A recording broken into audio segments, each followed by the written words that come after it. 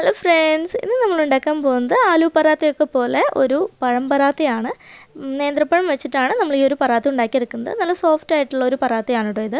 അപ്പോൾ ഈ ഒരു പറാത്തയുടെ കൂടെ നമുക്ക് എക്സ്ട്രാ കറികളൊന്നും ആവശ്യമൊന്നുമില്ല. നല്ല സ്വീറ്റ് ആയിട്ടുള്ള ഒരു പറാത്ത റെസിപ്പിയാണ്. അപ്പോൾ ഇതെങ്ങനെ ഉണ്ടാക്കിയെടുക്കുന്നതെന്ന് നോക്കാം. അതിനായിട്ട് ആദ്യം തന്നെ ഒരു ബൗളിലേക്ക് 1.5 കപ്പ് ഗോതമ്പ് പൊടി ഇട്ട് കൊടുക്കുക. പിന്നെ ഒരു ചെറിയൊരു കളറിന് വേണ്ടി ഒരു 1/8 ടീസ്പൂൺ മഞ്ഞൾപ്പൊടി ആഡ് ചെയ്ത് കൊടുക്കുന്നുണ്ട്. പിന്നെ വേണ്ടത് 1 ടേബിൾ സ്പൂൺ ഓയിലാണ്. ഓയിലിന് പകരം നെയ്യോ ബട്ടറോ നമുക്ക് ചേർത്ത് കൊടുക്കാം. പിന്നെ അതിലേക്ക് ആവശ്യത്തിന് ഉപ്പ് കൂടി ചേർത്ത് കൊടുത്ത് നല്ലതുപോലെ ഒന്ന് മിക്സ് ചെയ്തെടുക്കാം. അങ്ങനെ മിക്സ് ചെയ്തെടുത്തതിന് ശേഷം നമ്മൾ സാധാരണ ചപ്പാത്തി മാവൊക്കെ കുഴയ്ക്കുന്നത് പോലെ തന്നെ കുറേശ്ശെ വെള്ളം ഒഴിച്ച് നമുക്ക് ഈ മാവൊന്ന് കുഴച്ചെടുക്കണം കേട്ടോ. ഇനി ഒത്തിരി വെള്ളം ഇതിലേക്ക് ഒഴിച്ചു കൊടുക്കാതെ കുറേശ്ശെയായി വെള്ളം ഒഴിച്ചു കൊടുത്ത് നമുക്കിത് നല്ല സോഫ്റ്റ് മാവായിട്ട് കുഴച്ചെടുക്കണം കേട്ടോ. അപ്പോൾ ഒന്നിച്ച് ഒഴിച്ചു കൊടുത്തു കഴിഞ്ഞിട്ടുണ്ടെങ്കിൽ മാവ് ഒത്തിരി ലൂസായി പോകും. അതുകൊണ്ട് കുറേശ്ശെ മാത്രം വെള്ളം ഒഴിച്ചു കൊടുത്ത് കുഴച്ചെടുക്കാനായിട്ട് ശ്രദ്ധിക്കുക. ഞാനിപ്പോൾ ഇവിടെ ഒരു 8 ടേബിൾ സ്പൂൺ വെള്ളമാണ് ഇതിലേക്ക് ചേർത്ത് കൊടുത്തത്. എന്നിട്ട് കുഴച്ച് കൊടുത്തപ്പോഴേക്കും നല്ല സോഫ്റ്റായിട്ട് വന്നു നമ്മുടെ മാവ്. അപ്പോൾ ഒത്തിരി ഹാർഡായി പോകരുത്, മാവ് നല്ല സോഫ്റ്റായിട്ട് വേണം ഇരിക്കാനായിട്ട്. അങ്ങനെ നമ്മുടെ മാവ് കണ്ടിട്ട് നല്ല സോഫ്റ്റായിട്ട് നമ്മൾ കുഴച്ചെടുത്തു. ഇനി ഇതിന് മുകളിലായിട്ട് നമുക്ക് കുറച്ച് ഓയിലോ അല്ലെങ്കിൽ ബട്ടറോ നെയ്യോ ജസ്റ്റ് ഒന്ന് സ്പ്രെഡ് ചെയ്തതിന് ശേഷം ഒരു മൂടി വെച്ചിട്ട് അടച്ചു വയ്ക്കാം. അപ്പോൾ ഇത് മൂടി വെച്ച് അടച്ചു വയ്ക്കുമ്പോൾ ഒന്നുകൂടി സോഫ്റ്റായിട്ട് വരും. അപ്പോൾ നമ്മൾ ഇതിലേക്കുള്ള ഫില്ലിങ് റെഡിയാക്കുന്ന ആ ഒരു സമയം ഇത് അടച്ചു വയ്ക്കാം കേട്ടോ. അപ്പോൾ ഇത്ര സമയമൊന്നുമില്ല, നമ്മൾ ആ ഫില്ലിങ് റെഡിയായി തീരുന്നത് വരെ നമുക്കിതൊന്ന് അടച്ചു വയ്ക്കാം. അപ്പോൾ അത് മാവ് നമ്മൾ റെസ്റ്റ് ചെയ്യാനായിട്ട് മാറ്റി വെച്ചു. ഇനി ഇതിലേക്കുള്ള ഫില്ലിങ്ങിന് വേണ്ടി ഞാനിവിടെ 2 മീഡിയം വലുപ്പത്തിലുള്ള നേന്ത്രപ്പഴമാണ് എടുത്തിട്ടുള്ളത്. അത് കുക്കറിലിട്ടിട്ട് കുക്കറിൽ കുറച്ച് വെള്ളം ഒഴിച്ച് പുഴുങ്ങിയെടുത്തിട്ടുള്ളതാണ്. അത് നമുക്ക് പുട്ടിൻ്റെ കുറ്റിയിൽ വെച്ചിട്ട് ആവിയേറ്റി വേവിച്ചെടുത്താലും മതി, എങ്ങനെയായാലും കുഴപ്പമില്ല. അപ്പോൾ വേവിച്ചെടുത്തിട്ടുള്ള പഴമാണ് കേട്ടോ ഇത്. 2 നേന്ത്രപ്പഴം എടുത്തിട്ടുണ്ടായിരുന്നു.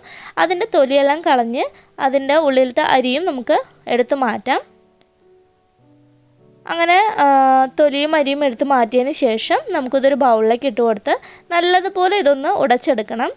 ഇനി ഇത് നമുക്ക് ഒരു പൊട്ടറ്റോ സ്മാഷർ വെച്ചിട്ടാണ് ഞാനിതൊന്ന് ഉടച്ചെടുക്കുന്നത്. അപ്പോൾ ഇത് ഇല്ലയെന്നുണ്ടെങ്കിലും കുഴപ്പമൊന്നുമില്ല. ഇതിനേക്കാൾ കൂടുതൽ നല്ലത് നമ്മൾ മിക്സിയുടെ ജാറിലിട്ട് ജസ്റ്റ് ഒന്ന് അടിച്ചെടുക്കുന്നതാണ്. അപ്പോൾ നല്ല സ്മൂത്തായിട്ട് നമുക്കിതിൻ്റെ ഈ ഒരു പേസ്റ്റ് കിട്ടും, പഴത്തിൻ്റെ ആ ഒരു പേസ്റ്റ് കിട്ടും. നമ്മളിങ്ങനെ സ്മാഷ് ചെയ്തെടുക്കുമ്പോൾ അതിൽ ചെറിയ ചെറിയ പീസുകളുണ്ടായിരുന്നു. ഞാൻ ഇങ്ങനെ സ്മാഷ് ചെയ്തെടുത്ത സമയത്ത് അതിൽ കുഞ്ഞു പീസുകളായിട്ട് കിടന്നിരുന്നു. അപ്പോൾ നമ്മൾ ഈ ഒരു പറാത്തയുടെ ഉള്ളിൽ വെക്കുന്നതായതുകൊണ്ട് അങ്ങനെ പീസുകൾ ഇല്ലാതിരിക്കുന്നതാണ് കൂടുതൽ നല്ലത്. അപ്പോൾ മിക്സിയിൽ അടിച്ചെടുത്താൽ ഒന്നുകൂടി നന്നായിരിക്കും. പിന്നെ അതിലേക്ക് 1/2 കപ്പ് നാളികേരം ചെറുകിയതും 1/4 കപ്പ് ശർക്കര പൊടിച്ചതും കൂടി ചേർത്ത് നല്ലതുപോലെ ഒന്ന് മിക്സ് ചെയ്തെടുക്കണം. അപ്പോൾ മധുരം ഒത്തിരി ഇഷ്ടമാണെന്നുണ്ടെങ്കിൽ 1 കപ്പോളം ശർക്കര ഗ്രേറ്റ് ചെയ്ത് ചേർത്ത് കൊടുക്കാം. ഇപ്പോൾ ശർക്കര ഇഷ്ടമല്ല എന്നുണ്ടെങ്കിൽ പഞ്ചസാര ആയാലും ചേർത്ത് കൊടുത്താൽ മതി. എന്നിട്ട് നല്ലവണ്ണം ശർക്കരയും പഞ്ചസാരയും തേങ്ങയും കൂടി നന്നായി ഒന്ന് മിക്സ് ചെയ്ത് യോജിപ്പിച്ച് കൊടുക്കുക. അപ്പോൾ നമ്മുടെ ഫില്ലിങ് ഇവിടെ റെഡിയായി. ഇനി നമുക്ക് ആദ്യം നമ്മൾ മാറ്റി വെച്ചിട്ടുള്ള ഗോതമ്പിൻ്റെ മാവ് എടുക്കാം. എന്നിട്ട് അതിൽ നിന്നും കുറച്ച് മാവ് എടുത്തിട്ട്, കണ്ടില്ല നമ്മൾ മൂടി വെച്ചപ്പോൾ ഒന്നും കൂടി അത് സോഫ്റ്റായി വന്നു. ഇനി അതിൽ നിന്നും കുറച്ച് മാവെടുത്ത് നമുക്കത് നമ്മൾ കോഴിക്കോട്ടൊക്കെ ഉണ്ടാക്കുന്നത് പോലെ അതിങ്ങനൊരു കയ്യിൽ വെച്ചിട്ട് ജസ്റ്റ് ഒന്ന് ഇങ്ങനെ റോൾ ചെയ്ത് ചെറുതായൊരു കുഴി പോലെ ഇങ്ങനെ ഒന്ന് പരത്തി കൊടുക്കണം. ഞാൻ കാണിച്ചു തരാം. ഇതുപോലെ ഇങ്ങനെ ഒത്തിരി തിന്നാക്കിയിട്ടല്ല കേട്ടോ, കുറച്ച് മാവ് കൂടുതൽ നമ്മൾ എടുക്കണം ഇതിനെ. എന്നിട്ട് ഇതുപോലെ കയ്യിൽ വെച്ച് ഇങ്ങനെ ഒന്ന് പരത്തി കൊടുക്കുക. ഒരു ചെറിയൊരു കുഴി പോലെയായിട്ട് ഇങ്ങനെ പരത്തി കൊടുക്കുക. ഇനി അതിനുള്ളിലോട്ട് നമ്മുടെ ഫില്ലിങ്ങിൽ നിന്നും ഒരു ബോൾ വലുപ്പത്തിൽ ഒരു ചെറിയൊരു ബോൾ വലുപ്പത്തിൽ പഴത്തിൻ്റെ ഫില്ലിങ് എടുത്തിട്ട് ഈ മാവിൻ്റെ സെൻറ്ററിലായിട്ട് വെച്ച് കൊടുക്കുക. അപ്പോൾ ഒത്തിരി നൈസാക്കി കഴിഞ്ഞിട്ടുണ്ടെങ്കിൽ നമ്മൾ പരത്തുന്ന സമയത്ത് അത് പൊട്ടിപ്പോവാനായിട്ട് ചാൻസ് കൂടുതലാണ്. അപ്പോൾ കുറച്ച് ചെറിയൊരു തിക്നെസ്സിൽ വേണം നമ്മളിതൊരു ഇങ്ങനെ ഒന്ന് കൈ കൊണ്ടൊന്ന് പരത്തിയെടുക്കാനായിട്ട്. അതിനുശേഷം ഫില്ലിങ് അതിൻ്റെ സെൻറ്ററിൽ വെച്ചിട്ട് നമുക്കത് ക്ലോസ് ചെയ്തെടുക്കണം. സാധാരണ നമ്മൾ കോഴിക്കോട്ടൊക്കെ ഉണ്ടാക്കുന്ന അതേ ഒരു രീതിയിൽ തന്നെയാണ് നമ്മളിതിങ്ങനെ ക്ലോസ് ചെയ്തെടുക്കുന്നത്. മാവ് നല്ല സോഫ്റ്റ് ആയതുകൊണ്ട് തന്നെ നമുക്കിത് നന്നായിട്ട് ക്ലോസ് ചെയ്യാനൊക്കെ പറ്റും, സീൽ ചെയ്തെടുക്കാനൊക്കെ പറ്റും. കണ്ടില്ലേ, ഇതുപോലെ ഇങ്ങനെ വെക്കുക. അപ്പോൾ ഒത്തിരി ഫില്ലിങ് എടുക്കരുത്. ആ ഒരു നമ്മൾ എന്തോരം മാവാണ് എടുത്തിട്ടുള്ളതെങ്കിൽ അതിലേക്ക് ഫില്ലാവുന്ന വിധത്തിൽ വേണം നമ്മൾ പഴത്തിൻ്റെ ഫില്ലിങ് എടുക്കാനായിട്ട്. എന്നിട്ട് ഇതുപോലെ ഇങ്ങനെ സൈഡിൽ നിന്ന് ഇങ്ങനെ പതിയെ ഇങ്ങനെ മുകളിലേക്ക് കൊടുന്ന് നമുക്ക് എല്ലാ ഭാഗവും ഒന്ന് ഒട്ടിച്ചു കൊടുക്കണം. കണ്ടോ, ഇതുപോലെ ഇങ്ങനെ ഒന്ന് സീൽ ചെയ്ത് കൊടുക്കുക.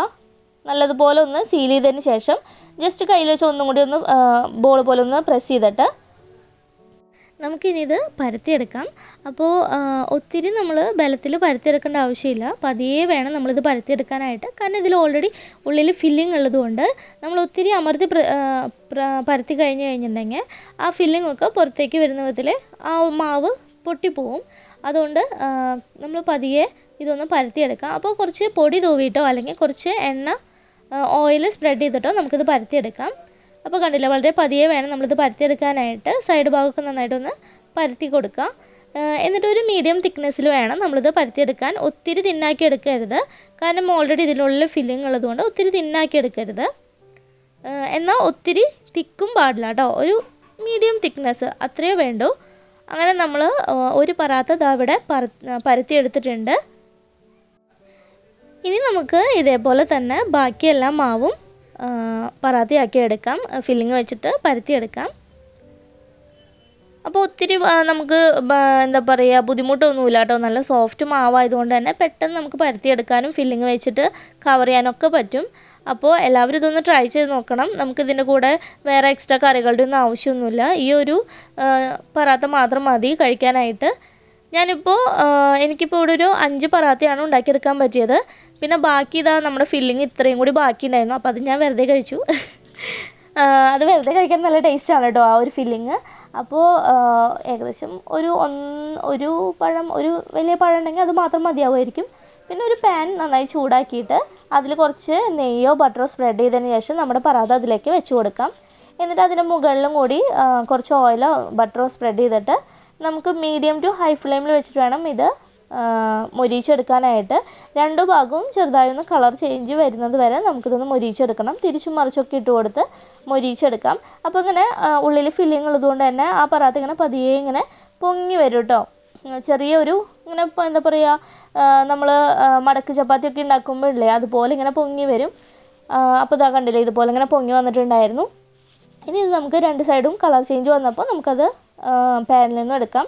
അപ്പോൾ ഇത്രയേ ഉള്ളൂ. നല്ല സിമ്പിളായിട്ട് നമുക്ക് ഈ ഒരു പറാത്ത ഉണ്ടാക്കിയെടുക്കാം. നല്ല ടേസ്റ്റിയാണ് കഴിക്കാനായിട്ട്. നമ്മൾ വേറെ കറികളൊന്നും ഉണ്ടാക്കേണ്ട ആവശ്യമൊന്നുമില്ല. നല്ല സ്വീറ്റ് ആയിട്ടുള്ള ഈ ഒരു പറാത്ത നിങ്ങൾക്ക് എല്ലാവർക്കും വീഡിയോ ഇഷ്ടമായെങ്കിൽ ലൈക്ക് ചെയ്യാനും ഷെയർ ചെയ്യാനും കമൻറ്റ് ചെയ്യാനും മറക്കരുത്. അതുപോലെ എൻ്റെ ചാനൽ ഇതുവരെ സബ്സ്ക്രൈബ് ചെയ്യാത്തവരാണെന്നുണ്ടെങ്കിൽ ഒന്ന് സബ്സ്ക്രൈബ് ചെയ്ത് സപ്പോർട്ട് ചെയ്യണം കേട്ടോ. അപ്പോൾ ഞാനിത് കട്ട് ചെയ്ത് കാണിച്ചു തരാം.